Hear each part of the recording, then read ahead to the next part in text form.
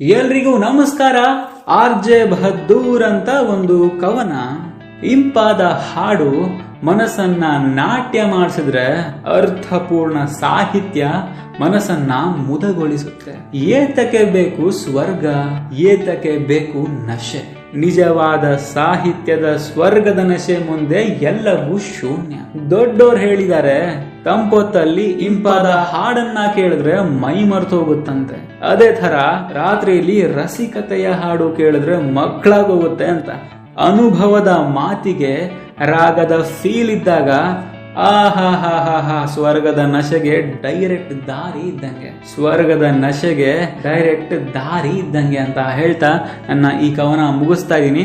In case ನನ್ನ ಈ ಕವನದಲ್ಲಿ ಸ್ವಲ್ಪ ಆದ್ರೂ ಏನಾದ್ರೂ ಅರ್ಥ ಇದೆ ಅಂತ ನಿಮ್ಗೆ ಏನಾದ್ರು ಅನ್ಸಿದ್ರೆ ಮಾತ್ರ ಮರಿದೆ ಲೈಕ್ ಮಾಡಿ, ಶೇರ್ ಮಾಡಿ, ಮತ್ತೆ ಚಾನಲ್ನ ಸಬ್ಸ್ಕ್ರೈಬ್ ಮಾಡೋದನ್ನ ಮರಿಬೇಡಿ ಅಂತ ಹೇಳ್ತಾ ನೆನಪಿರ್ಲಿ, ಆರ್.ಜೆ.